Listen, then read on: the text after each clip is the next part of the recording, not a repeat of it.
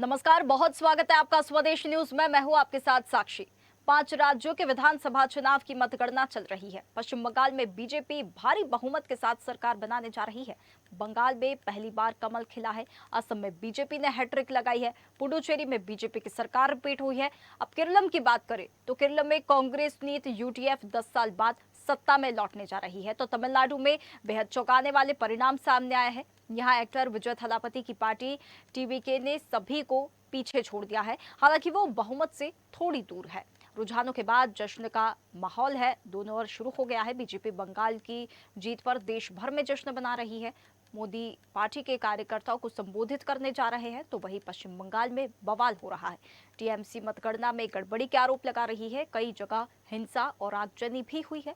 इसे देखते हुए सचिवालय में सीआरपीएफ तैनात कर दी गई है। तो 5 राज्यों के विधानसभा चुनाव की मतगणना अब चल रही है।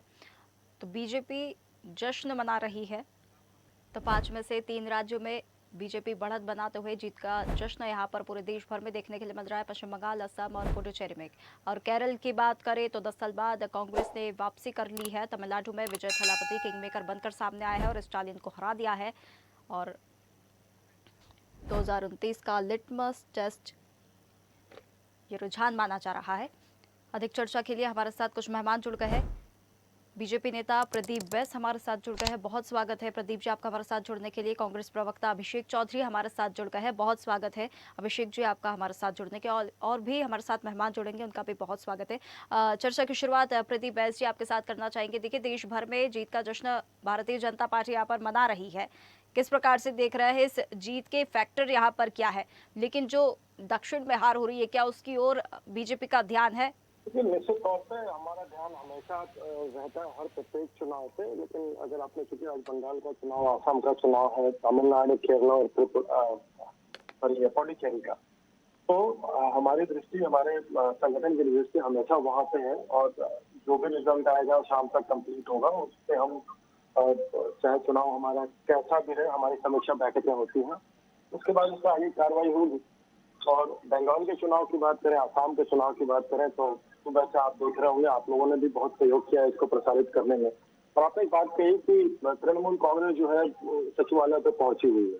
तो ये उनका जो आर्टिफिशियल विदिशा है वो उसी के तहत वो काम कर रहे हैं। इसके अलावा वो और कुछ कर नहीं सकते। जनता ने जनादेश दे दिया है। मैं भी जो है इलेक्शन कमीशन की वेबसाइट पे जाके देखता हूँ और बहुत सारे चैनलों पे जाता हूँ बात करने, चर्चा करने, तो वहाँ दिखाई देता है, बात समझ में आती है। हम 197 पे बढ़त बनाए हुए हैं। और सुबह मैं जब घर से निकला था तो 92 के ऊपर थी ऑल इंडिया तृणमूल कांग्रेस, और अभी वो 88 पे रुकी हुई है। तो देखते हैं आगे बिल्कुल।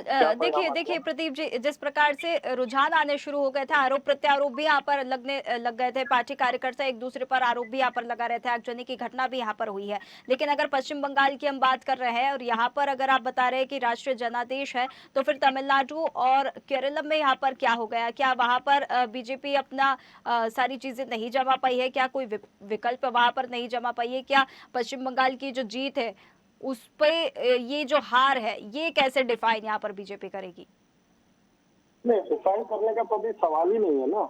दक्षिण भारत के रिजल्ट देखिए, आसाम, सॉरी, केरलम में जिस प्रकार की बात हमें देखने को मिलती है, तो उस पर पूरे आंकड़े आ जाए। मैंने शुरू में कहा कि हमारी पार्टी जो है समीक्षा करती है, तो हम समीक्षा करेंगे उस पर, क्या उस पर बीत रहा है या क्या हुआ।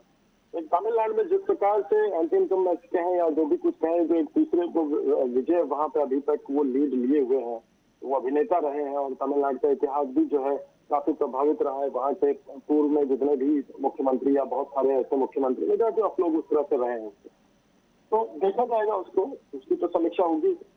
बिल्कुल बिल्कुल। लेकिन पश्चिम बंगाल की जो जीत का जश्न है वो बहुत यहाँ पर बीजेपी पर एकदम हावी होता हुआ नजर आ रहा है। तस्वीरें हम देख रहे हैं किस प्रकार से दिवाली होली दोनों मनाई जा रही है। अभिषेक चौधरी प्रवक्ता कांग्रेस हमारे साथ जुड़ गए हैं। अभिषेक जी, जिस प्रकार से केरला में तो चलो ठीक है, 10 साल बाद कांग्रेस आ गई है, 10 साल बाद यहाँ पर कांग्रेस ने अपना वापसी कर ली है। पश्चिम बंगाल में जो जीत जो है यहाँ पर हार यहाँ पर हुई है, टीएमसी की भी हार हुई है और विपक्ष की यहाँ पर हार हुई है, किस प्रकार से बीजेपी सारा जश्न यहाँ पर मना रही है। और मुख्य अगर हम लड़ाई देखें तो वहां पर कांग्रेस तो बाहर ही नजर आई थी, लेकिन जिस प्रकार से केरल में 10 साल बाद कांग्रेस आई है, तो वो जीत का जश्न किस प्रकार से कांग्रेस यहाँ पर मना रही है, और बाकी फिर ओवरऑल जो खेला है कांग्रेस ने, वो फिर कैसे देखती, कैसे यहाँ पर डिफेंड अगर करेगी कांग्रेस करना चाहेगी तो। कि जनता विकास और सामाजिक न्याय और लोकतंत्र मूल्यों के साथ है। कुछ राज्यों में हमें आत्ममंथन की जरूरत है, ये मैं बिल्कुल मानता हूँ, लेकिन कांग्रेस की जो विचारधारा है वो जमीनी जुड़ाव से पहले और मजबूत होकर उभर रही है। लड़ाई जारी रहेगी, हम जनता की आवाज बनकर फिर से खड़े होंगे। कुछ राज्यों में हमें निराशा हाथ लगती है, ये मैं बिल्कुल मान रहा हूँ, लेकिन कुछ राज्यों में हमें बढ़त भी मिलती है। बीजेपी ने आज एक मैसेज दिया, बंगाल में जो चुनाव हुए उसमें बीजेपी को बहुमत मिली। देखिए, साम दाम दंड भेद ये चुनाव में हर जगह इस्तेमाल होता है, और मुझे आशा है कि बीजेपी बंगाल में जो आरोप प्रत्यारोप लगाती थी पिछली सरकार पे टीएमसी की कार्यकाल में, उनको शायद अब वो जड़ से मुक्त कर देगी। शायद बंगाल में जो घटनाएं घटती थी वो अब बंद हो जाएंगी, मुझे ऐसा लगता है। बिल्कुल हमारे रही साथ। बात जी जी जी अभिषेक जी।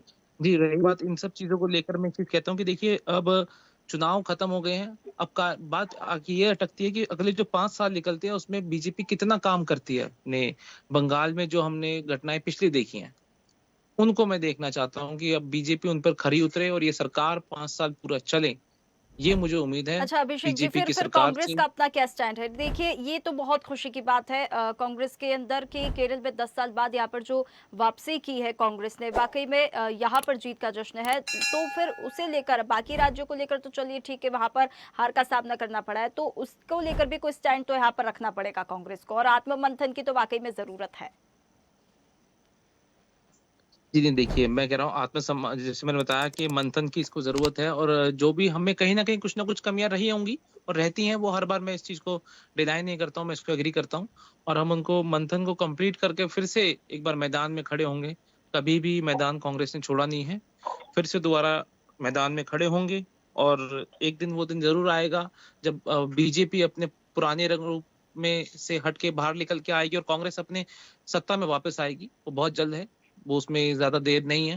अगले बिल्कुल चुनाव बिल्कुल, में वो तो अगर वक्त बताएगा, वो तो वक्त बताएगा। अभिषेक जी जी हमारे साथ राजनीतिक विश्लेषक कुमार विवेक भी हमारे साथ जुड़ गए हैं। कुमार जी बहुत स्वागत है आपका हमारे साथ जुड़ने के लिए। जो हुआ है 5 राज्यों के जो चुनाव है और जो जीत यहाँ पर हुई है बीजेपी की, वाकई में ये बीजेपी वर्सेस टीएमसी तो खैर चल ही रहा था, लेकिन इतनी सीट की भी कहीं ना कहीं उम्मीद नहीं जताई जा रही थी। 190 प्लस जो यहाँ पर हो गई है, किस प्रकार से देखते हैं आप इस जीत को? जी, सबसे पहले तो धन्यवाद, आपने हमें बुलाया आज की इस चर्चा में। आवाज आ रही है मेरी? जी जी जी जी कुमार जी। जी जी, ये इसमें तो कोई दो मत नहीं है कि ये एक लैंडस्लाइड विक्ट्री है। पिछली बार जो तृणमूल के थे उसी के आसपास भाजपा पहुंचती हुई दिखाई दे रही है। वोट शेयर का भी बात करिए तो 5% का अंतर है, जो कि और भारतीय जनता पार्टी पहले से बहुत पीछे थी, तो करीब करीब ये 12% के आसपास का गैप क्रिएट करना वोट में आसान नहीं होता है। तो इस नंबर से, इस नतीजे से ये तो स्पष्ट हो रहा है कि बहुत ही भयंकर नाराजगी थी लोगों में ममता बनर्जी के खिलाफ वेस्ट बंगाल में, जिस तरीके से वहां पे उन्होंने, और आखिरी के 2-3 साल की अगर हम बात करें तो जो एक एंटी इनकम्बेंसी उठने लगी थी, और उसके बाद जो उनकी प्रो मुस्लिम के बाद एक जो एंटी हिंदू छवि बनने लगी थी ममता बनर्जी की, बन जी ही गई थी, बनने क्या लगी थी, जो पोलराइजेशन में काफी मदद किया। एक दिन हम लोग महिला वोटर पे चर्चा कर रहे थे, लेकिन नंबर्स को देख के, हालांकि अब वो डिटेल आ जाए कितना फीमेल कितना मेल तो उस पर बात कर सकते हैं, लेकिन वो जो अभी सीट के नंबर से इसको देख के तो यही लगता है कि वो महिला पुरुष अलग नहीं हुआ है। उसमें अगर हिंदू वोट है तो वो जा करके बराबर भारतीय जनता पार्टी के खाते में पड़ा है। दूसरा, इसमें चुनाव आयोग का जो भूमिका रही इस बार कि लोगों ने, तब डर नहीं था इस बात, जो हमेशा देखा जाता था वहां पर। ठीक है, वो मुखर होकर बताए नहीं किसे वोट दे रहे हैं किसे नहीं दे, इसलिए एग्जिट पोल का सटीक आ नहीं पाया, लेकिन कम से कम लोगों ने इस बार हिम्मत दिखाई, वहां थे, उन्हें डर नहीं था, और इसी का ये नतीजा है कि डर से उन्हें निजात मिली है यहाँ पर। भारतीय जनता पार्टी के ऊपर है कि वहां सुशासन का क्या मॉडल वो स्थापित करती है। क्या उत्तर प्रदेश मॉडल लेके आती है वहां से डर के फाइट करने के लिए? ये तो इस चीज को देखना होगा। बिल्कुल, बिल्कुल। प्रदीप बैस जी, देखिए क्या फैक्टर यहाँ पर की फैक्टर्स की अगर हम बात करें बीजेपी की जीत की, पश्चिम बंगाल, क्योंकि सबकी नज़रें जो थी, देश भर की नज़रें पश्चिम बंगाल के चुनाव पर ही टिकी हुई थी। जिस प्रकार से कुमार विवेक जी ने भी यहाँ पर बताया है, पोलराइजेशन और इलेक्शन कमीशन ऑफ इंडिया, यहाँ पर लोगों का डर खत्म हुआ है और कहीं ना कहीं ये इतिहास भी पश्चिम बंगाल का रहा है कि वोटिंग हो या उसके बाद रुझान आने शुरू हो जाए, लेकिन हिंसा की खबरें आती है। इस बार भी तस्वीरें देखने के लिए मिली है, हिंसा की खबरें यहाँ पर आई हैं, आगजनी की घटनाएं आई है, आरोप प्रत्यारोप के दौर भी यहाँ पर शुरू हो गए, रुझान आने शुरू हुए, आरोप प्रत्यारोप के दौर शुरू हो गए। ठीक है, लेकिन यहाँ पर जो लोगों ने मन बना लिया कि सत्ता परिवर्तन चाहिए, बना लिया मन, देखने के लिए मिल रहा है बीजेपी की जीत यहाँ पर हो रही है। लेकिन मुझे कहीं ना कहीं एक ममता बनर्जी का बयान यहाँ पर याद आ रहा है, जो उन्होंने बोला कि अब मछली भात यहाँ पर लोग नहीं खा पाएंगे, लेकिन जो कल्चर है, जो लोकल कल्चर है, उसको तो साधने की कोशिश यहाँ पर बीजेपी ने की है और जिसका नतीजा देखने के लिए हमें मिल रहा है किस प्रकार से झालमुड़ियां पूरे देश में यहाँ पर बट रही है। मैं आपके इस प्रश्न का उत्तर देना चाहूंगा कि ममता बनर्जी जी ने जो बोला कि यहाँ पे मछली भात खाने को बंद कर दिया जाएगा, तो शायद उनको अभी भी आंकड़ों पे भरोसा नहीं हुआ है, या हो सकता है कि उन्होंने पहले बोला हो। तो मोदी जी एक मंदिर पे गए थे जहाँ पे प्रसाद जो मिलता है वो नॉन वेजिटेरियन प्रसाद मिलता है, तो ये एक अपने आप में संदेश था कि आखिर अब इन्हीं तरह के संदेशों को जब राजनीति में बैठे लोग नहीं पकड़ पाते हैं तो उनकी वही दशा होती है जो आज ममता बनर्जी जी की दशा हुई है। जनता बदलाव चाहती है, जनता जनार्दन है, और बंगाल में इतिहास है, आप देखिए जब भी बदलाव हुआ है बंगाल की जनता 3 बार, सीपीएम 3 बार लगातार रही, ममता बनर्जी जी 3 बार लगातार रही। अब उनका अस्त हो गया, उनका कार्यक्रम हुआ समाप्त। अब उसके बाद अगर वो इस प्रकार की कोई बातें करती हैं तो ये उनकी मतलब वैसे तो काफी सीनियर नेता है, और जिस प्रकार से बीते 1.5-2 वर्षों में महिलाओं को लेकर के बंगाल में जो चीजें, जो घटनाक्रम आगे बढ़ा और जो असुरक्षा की भावना थी, वो एक बहुत बड़ा फैक्टर रहा है। मैंने भी जमीनी तौर पर काम किया बंगाल में जाकर के, और मैं देखता हूँ कि कैसी जनता का रिएक्शन आता है वहां पे। तो ये जो रिजल्ट है, निश्चित तौर पर हम पार्टी कार्यकर्ता है, हमने, हमारे कार्यकर्ताओं ने, साथी कार्यकर्ताओं ने, हमारे रणनीति बनाने वाले रणनीतिकारों ने और आदरणीय अमित शाह जी के नेतृत्व में जो कार्यकर्ताओं ने काम किया, उसका असर निश्चित तौर पर दिख रहा है। लेकिन उससे भी समानांतर इसको हम कम नहीं कह सकते कि ममता बनर्जी जी से जनता परेशान हो चुकी थी, तो जनता को जहाँ भरोसा मिला उन्होंने अपना मत दिया है, और वो भरोसा कमल के फूल पे था। अरे अंडर करंट कह लें आप, बहुत से पर्यायवाची आप इस्तेमाल कर सकते हैं, राजनीतिक शास्त्र में बहुत से पर्यायवाची होते हैं, और वो कभी कभी ऐसा लगता है कि उन पर्यायवाचियों का कोई अर्थ नहीं है, लेकिन बाद में पता चलता है कि नहीं, वो शब्द तो काफी सटीक थे, और वही यहाँ पे हो रहा है बंगाल में, आपको वही देखने को मिल रहा है। बिल्कुल, मुझे तो एक एक करके मुझे ममता बनर्जी के सारे बयान, अब वीडियोस भी वायरल हो रहे, सारे बयान सामने आ रहे कि रही तृणमूल तो फिर मिलेंगे, लेकिन अब तृणमूल तो खैर रही नहीं है, किला यहाँ पर ढहा दिया है।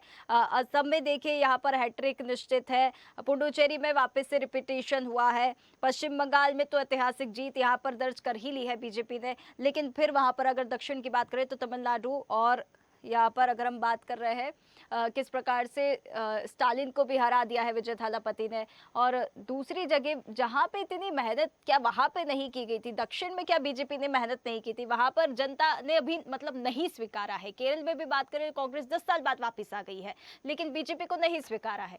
ये बात बीजेपी स्वीकार कर रही है।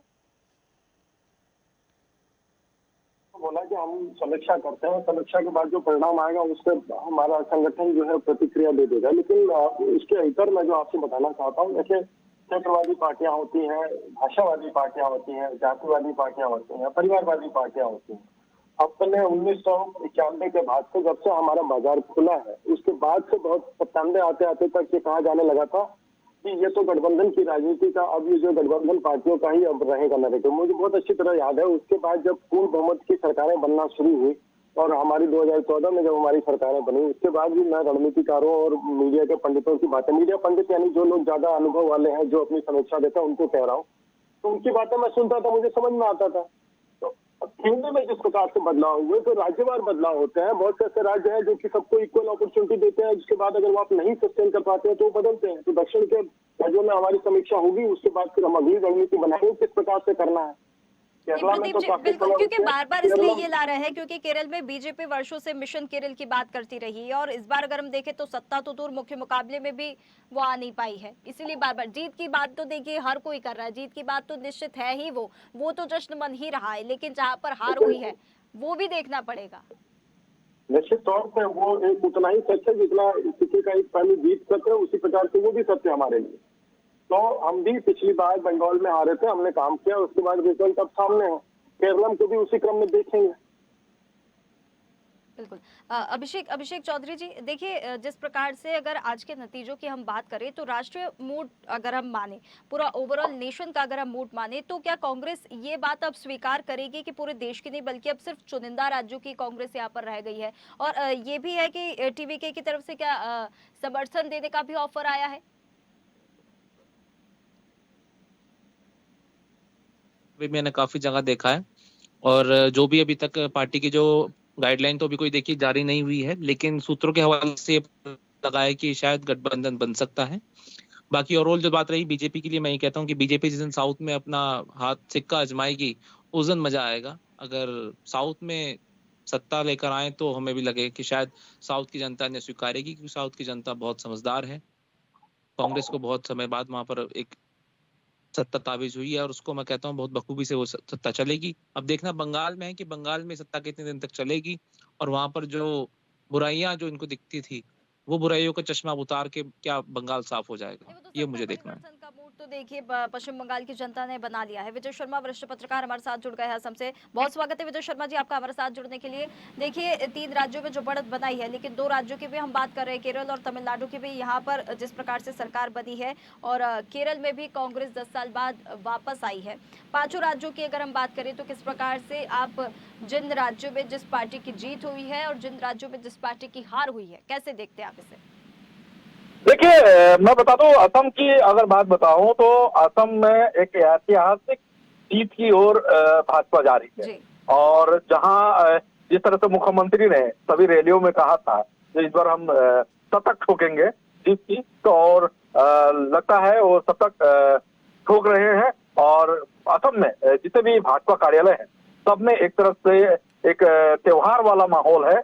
हर जगह रंग बिरंगे गुलाल देखा जा रहा है, एक दूसरे को बधाइयां दे रहे हैं। और जिस तरह से हर्षोल्लास मनाया जा रहा है बीजेपी भवनों में जितने भी असम के हैं, तो ये पक्की बात है जो बीजेपी अब आने वाले दिनों में सरकार बनाने जा रही है। लेकिन अभी आंकड़े की बात करूं तो आंकड़ा अभी 101 पहुंच चुका है। ये रुझाने हैं, रुझाने मतलब बीजेपी को सबसे ज्यादा वोटेज मिली है और जितने भी सहयोगी दल है उनको भी कई सीटें आई है। तो सबसे बड़ी गौर करने की बात हो जो कांग्रेस के जो सभापति है, राज्य सभापति गौरव गोगोई का हारना एक तरफ से कांग्रेस का कमर टूट जाना है, क्योंकि चौंकाने वाला ये रिजल्ट आया है जोरहाट से। और गौरव गोगोई की हार एक तरह से कांग्रेस के ऊपर सीधे तौर से सवाल अब खड़ा करता है। जब राज्य के खुद सभापति ही हार जाते हैं तो ऐसे में कांग्रेस का क्या हाल हो सकता है ये अनुमान लगाया जा सकता है। और बिल्कुल निराशा करोड़ों कांग्रेस में विजय जी देखिए देखने के लिए मिली रही है। अब स्वीकार कर लिया है कांग्रेस ने कि आत्ममंथन की जरूरत है, क्योंकि नेशन का मूड नजर नहीं आ रहा है अब कांग्रेस को लाने का, सिर्फ चुनिंदा पार्टियों के लिए कांग्रेस बच गई है।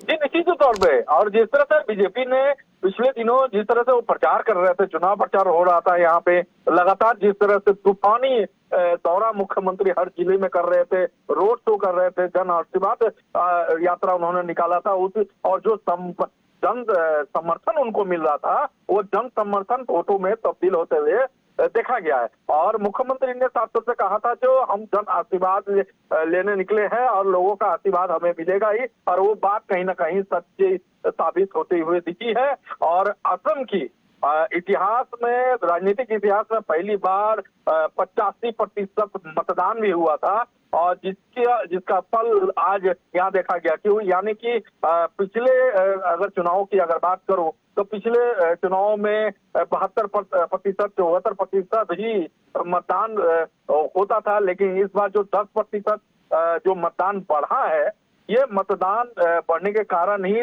बीजेपी 100 सीटों पर बिल्कुल बैठने बिल्कुल जा रही बिल्कुल है। बिल्कुल विजय जी, एक लास्ट कमेंट कुमार विवेक जी आपकी तरफ से लेना चाहेंगे। जैसे जब रैलियां यहाँ पर सारी चल रही थी, जब हमने देखा कि कैसे स्टार प्रचारक बंगाल में जा रहे थे जिस प्रकार से, और सबसे बड़ा उस टाइम पे की फैक्टर जो मिला था वो था महिला बिल का, महिला आरक्षण बिल का सबसे बड़ा की फैक्टर यहाँ पर बीजेपी के लिए मिल गया था, और कांग्रेस के लिए भी यहाँ पर निशाना साधने के लिए मिल गया था। लेकिन कांग्रेस की क्या स्थिति हुई ये देख ली गई है, और बीजेपी ने किस प्रकार से यहाँ पर जीत का परचम लहराया है वो भी देखने के लिए मिल गया है। तो कहीं ना कहीं जो जनता है वो अब सत्ता विरोधी यहाँ पर मूड में नजर आ गई। सत्ता विरोधी की अब यहाँ पर इसे पश्चिम बंगाल की जीत को सत्ता विरोधी लहर कहेंगे। जी, ये तो बिल्कुल है, इसमें तो कोई अंतर ही नहीं है कि सत्ता विरोधी लहर है ये पश्चिम बंगाल में। और नाराजगी भी कितनी ज्यादा है ये देखने को मिली। जो कम्युनिस्ट का जिस दिशा में हाल हुआ था, ममता जी कुछ उसी दिशा में बढ़ रही हैं। बिल्कुल इसमें तो कोई दो मत नहीं है। आप ये देख सकते हैं कि पिछली बार जो ममता जी, अगर आप सीट बाय सीट एनालाइज करें, अभी तो ट्रेंड है, मैं थोड़ी देर पहले इलेक्शन कमीशन की वेबसाइट पर देख रहा था सीट के नाम से, कि पिछली बार जो ममता जी काफी मार्जिन से जो सीट जीती थी, अभी वहां पे ट्रेल कर रही है। किस बात का प्रमाण है? मतलब ये स्विंग वोट है। जो कल कभी तृणमूल का वोटर हुआ करता था, वो अब जाकर के भारतीय जनता पार्टी को वोट दे रहा है। आप उसमें से एसआईआर में जो वोट कटे हैं उसको भी कंसीडर कर ले, जो नए ऐड हुए उसको भी कंसीडर कर ले, भी ये फिगर साफ आती है कि अच्छा कहीं ना कुमार कहीं विवेक जी, एक तृणमूल और के वोट में प्रश्न, सिर्फ लगा कांग्रेस का जी। मुख्य लड़ाई से बाहर रहना, लेफ्ट का प्रदर्शन एकदम जीरो रहना, इसके वोट भी यहाँ पर कहीं ना कहीं अफेक्ट हुए हैं। ये तो पिछले चुनाव में भी हो गया था, उसमें इस चुनाव में कुछ भी नया नहीं है।